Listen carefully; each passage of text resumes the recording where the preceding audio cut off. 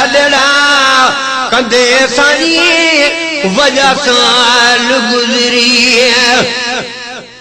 कहड़े खता थी जो वयो माज विसरी सदड़ा कंदे साई वजह साल गुजरी कर्मा मुखे मुहिजू खताम कर्मा मुखे मुहिजू खताम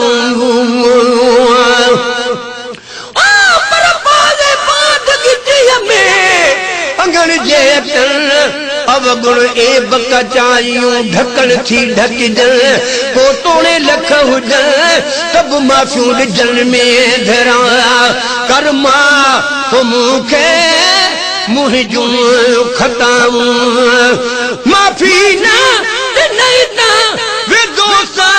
निकरी सदड़ा कंदे साई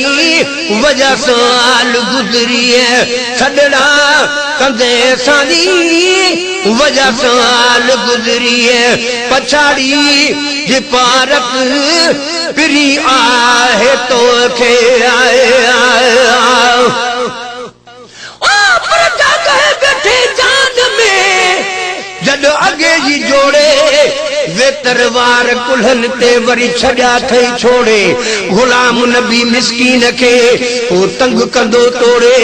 तब तोड़ो मुंह मोड़े मुखे हटण यार हराम आया पछाड़ी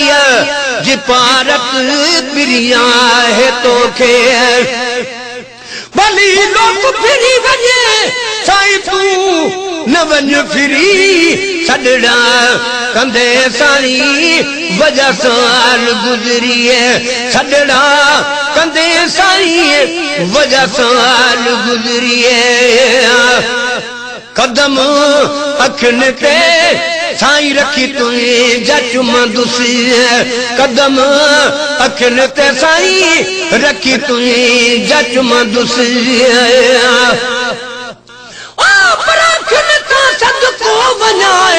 दिल अखन कैद कली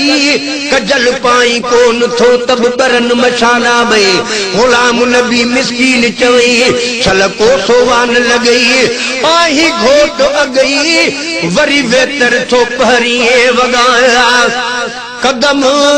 अखन ते साई रखी तुए जचमंदुसी ओठर जुआ क्यों पाए वे बाहि निकरी सदड़ा कंदे साई वजह साल गुजरी सदड़ा कंदे साई वजह साल गुजरी सद सा त सदड़ो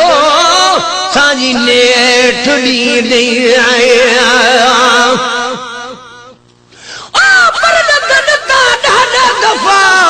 ओ सजन सदको चाहे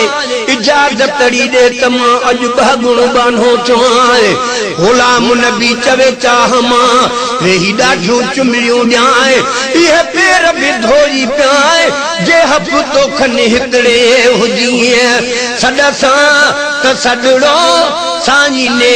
ठुली दे हिकड़ी हो मिल हिकड़ी मिल दे खुश थी दिलड़ी सदड़ा कंदे साई वजह साल गुजरी सदड़ा कंदे साई वजह साल गुजरी अथैना दुखो खरखे अथैना दुखो खरखे हाणे बीमार वकोड़ो अथैना दुखो खरखे हाणे बीमार विकोड़ो एक पल अची मिल भली पवना ममरी सदड़ा कंदे साई वजह साल गुजरी सदड़ा कंदे साई वजह साल गुजरी कहड़ी खता थी जो वयो मार विसरी सदड़ा कंदे साई वजह साल गुजरी।